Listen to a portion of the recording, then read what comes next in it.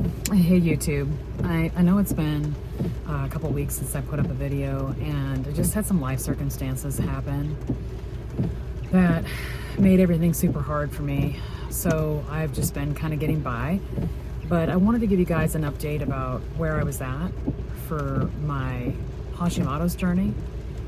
And right now I have been eating nothing but beef and butter, and I just implemented cream, and then I took it back out, and then I put it back in.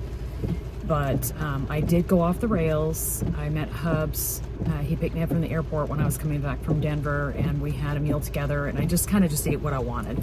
I had some beer, I had some fries, I had some stuff on my burger that was like plant, and surprisingly, I didn't have a lot of reaction. I have some digestion stuff going on now. It slowed down my digestion and made things weird. But that's the least of what I could have hoped for. So that just means that my gut's healing, I think.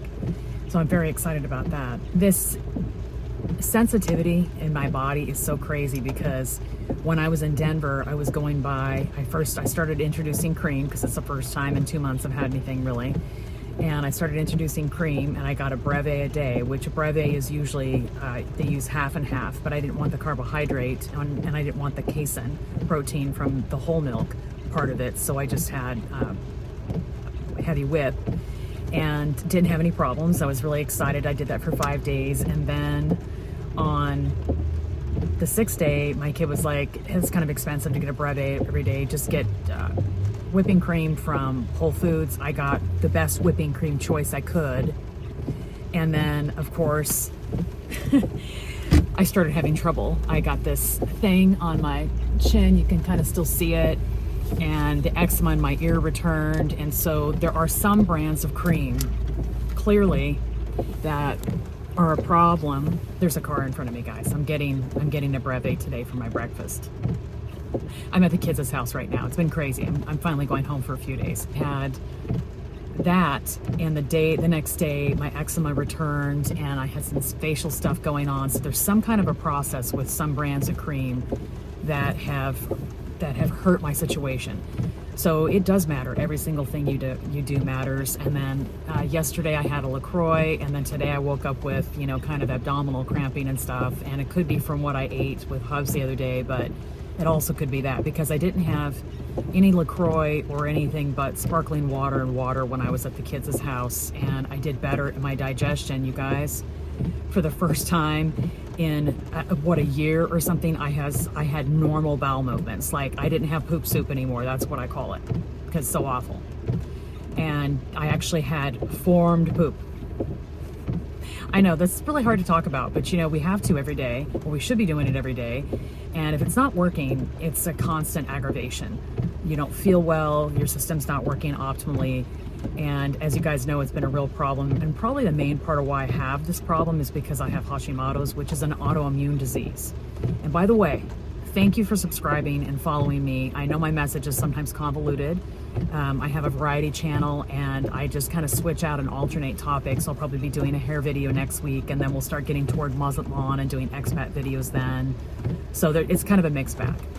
But I've been ketogenic since July of 2017. I've been carnivore since July of 2020, with probably about 10% of all those days combined were non-ketogenic, non-carnivore. Like, you could consider them to be cheat days.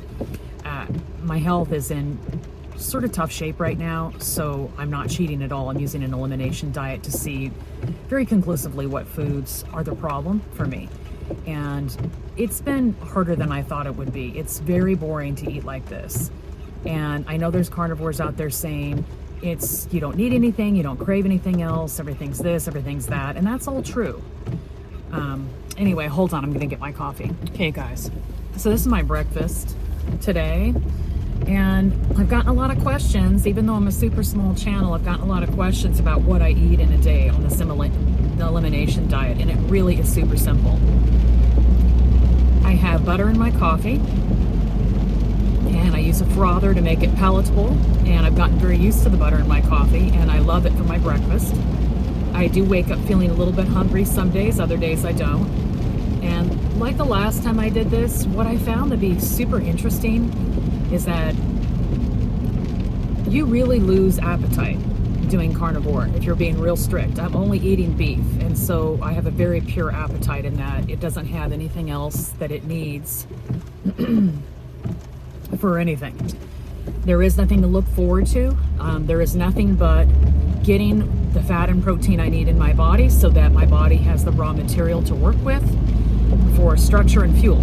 My fuel is fat, my structure for my musculature and all the other tissues and the things that I need to keep my body healthy and to repair it is in the protein.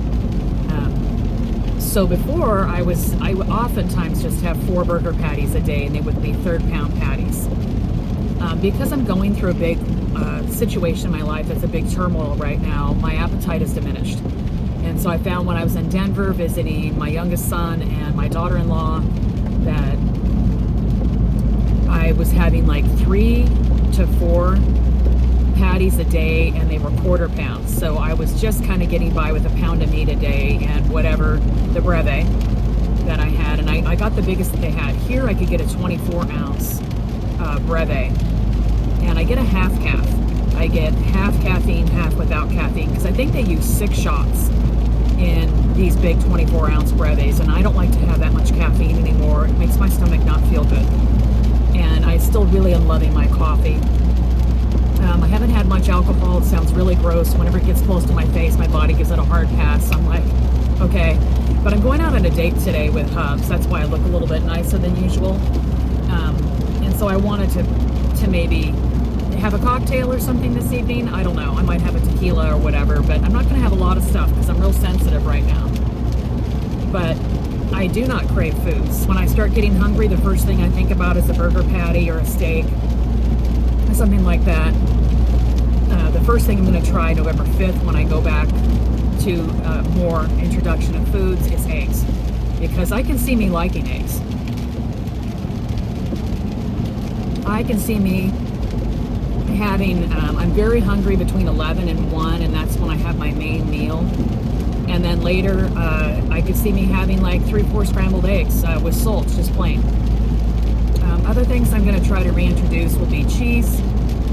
I have had some blue cheese burgers once a week with Mom a few times, and I didn't have any trouble with that. So I think the aged cheeses, or the cheeses that are really moldy and fermented and stuff like that, are probably the ones, they're the ones that seem to agree with me best. I seem to have a little bit more problem with mozzarella and ricotta and sour cream and cream cheese and those kinds. They just don't seem to agree with me as much.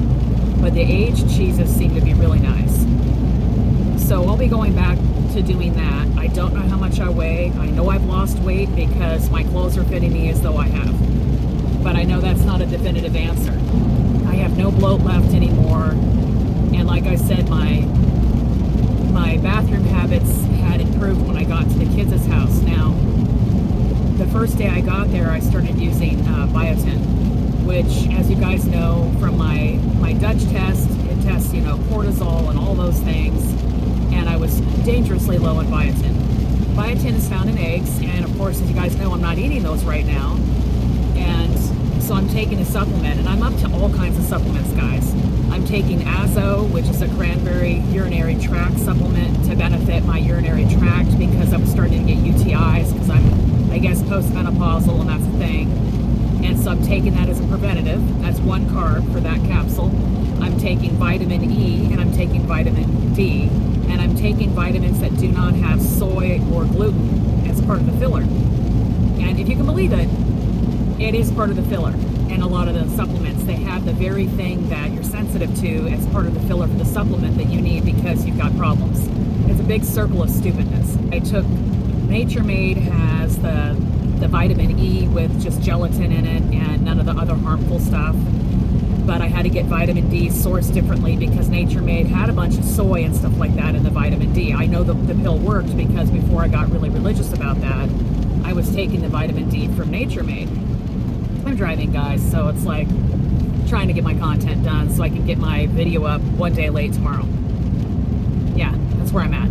It's been really crazy, but I'm still trying to be faithful, and it feels good. It's almost like an audio journal for me to to come in here and say these things. I've got the biotin, vitamin D, vitamin E, and the azo.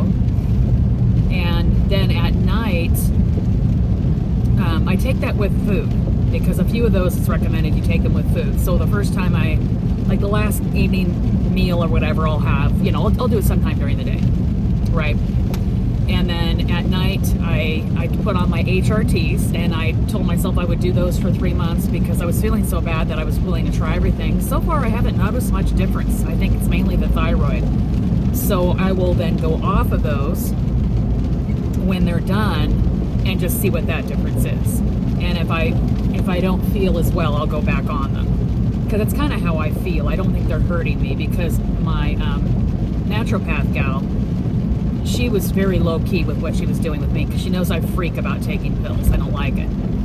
So those are experimental. And then my thyroid medication, I've now switched to the morning, because the pharmacist told me, she goes, oh, it really is better to have it in the morning. And so I was like, all right, but I was having a hard time remembering it. So now I have a chime on my phone. So I'm taking a lot for what I'm used to taking. Why am I not taking other things? Well, basically I'm taking some of those things because I have Hashimoto's. Oh yeah, I take Mag C at night too. People that have Hashimoto's, it's mainly women that do, but I'm going to just say people that have Hashimoto's, they don't uptake D well. They're usually deficient in Mag C, and that's my absolute situation. And so that's stuff that I'm probably never going to be able to get out of doing. At this stage, I think because of the propensity of autoimmune challenge in my family, I'm going to have to probably keep on taking Mag C and vitamin D for the rest of my life, unless the elimination diet that works into being a carnivore diet or a meat-based diet, I don't know where it'll end up, unless that helps me and I'm no longer deficient in those areas. But for right now, I have to get my body what the data has said was the problem. Low in biotin, low in vitamin D, low in Mag C. There's no amount of me eating carnivore that's probably going to help that. It's just one of those things that, bio-individually speaking, I've got an issue with. So I'm gonna go ahead and keep those up, and then I'll keep the azo stuff up for the urinary tract infections until such time that I feel like my immune system is no longer compromised and wacko. Okay. So I feel way better. I had just a touch of inflammation under my knee when I also had the eczema flare after the cream. I'm just gonna say that I think dairy is an inflamer, and it has to be really carefully vetted as part of your diet, and the type of dairy matters too. Like, cream is better than whole milk in my view because it has more fat and less toxins. And aged cheese is better than soft cheese because it's usually more palatable for people. Butter, I think, is really great, and ghee's even better because there's just nothing for your body to flip out over, right? Because usually the body flips out over the casein, some of the proteins in dairy. And dairy is meant for the calf, and dairy is meant to build fat and protein rapidly on a cow. So obviously dairy is a weight gainer. You know, it's not something you want to have when you're trying to take off weight. It has to be very judicious in its usage. I look at cheese like a condiment, not like part of my diet. It's like a little thing to sprinkle onto my eggs, 1-2 tablespoons for a little bit of flavor. Consider cheese to be very dessert-like. It'd be something I'd have like the French do. You have a glass of wine and a piece of cheese. That's a dessert. That's not something that you want to, have every single day. And when I'm on Reddit, I'm pretty active on Reddit, and I just love the site because it's got all these little niche communities where you can talk about things you're passionate about. And people on Reddit are like, when somebody comes in and they're eating carnivore, miss the light, of course, when you're eating carnivore and you can't gain weight, they'll say, oh, implement dairy. They're like, right away, get in the cream, get in the cheese, get in the butter, get in the stuff. I don't find I gain on butter. I do gain on cream. So if I was not traveling, I probably would not have any cream in my coffee because we know I've had some trouble there. What I'm going to do is I'm going to go off of cream, traditional cream, and I'm going to be home for a few days, so I'll be there having butter. But there is a grocery store called Country Air in the Port Angeles area, which is where I'm closest to, and they have raw unpasteurized dairy. So if they have cream there, I'm going to try that. And if they don't have it there, I'll go to the Swim Creamery and I'll get raw cream, because I think I might be having some trouble with the process, because I was raised on unpasteurized raw milk and cream until I was about 13.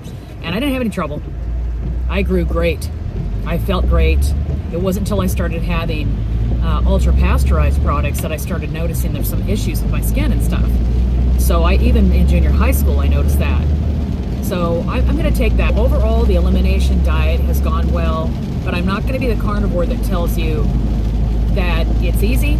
You don't want to have different foods. The cravings aren't there, guys. It's not about the craving. It's about having the point of reference and that historical experience with having had a variety of foods.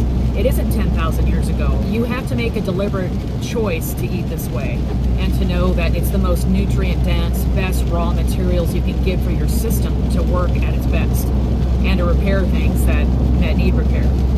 And my inflammation is almost gone, and I don't really want to ingest anything that's going to make that flare up again. I told the kids when I was there in Denver, I was like, it's my goal to have a variety of foods, but I'm not going to have less of one food that kind of bothers me to make the impact less. I'm just not going to have that food. So cream really is a problem. It's going to go. And I'll just have butter, and that's not too bad of a substitute. It doesn't have quite that succulent sort of yum tongue taste that cream does. But it's close, and it still gives me the food I need and at way less impact. But when I'm traveling, the Breve works great. Bottom line is that my next video, I will have a weigh-in and you'll know what I've lost. I had already lost about 6 or 7 pounds. So I'm thinking I'm down another 4 or 5, so maybe 10 or so total. As a gander, looking at myself and how my clothes fit, I need at least another 10, maybe 15 off. But I'm not pressed about it. I know how this works. The weight just comes off if I keep eating like this. But the cream may be stalling me. But right now, I'm doing a lot of stuff right now and traveling a lot, not at home very much, and so there are some concessions there. And when I am at home for a little while, I'm going to be way back on my routine, and I'm excited about that. Please subscribe, and thank you so much for watching this video and for listening to my health journey, and with some weight loss too, hopefully. And it's just one of those things where it's better to do it when you're young. If you're a young person, and I do mean under 35, when I say that, start doing it now. Don't wait to get in your 50s like I did to get real serious because you had a scare about something.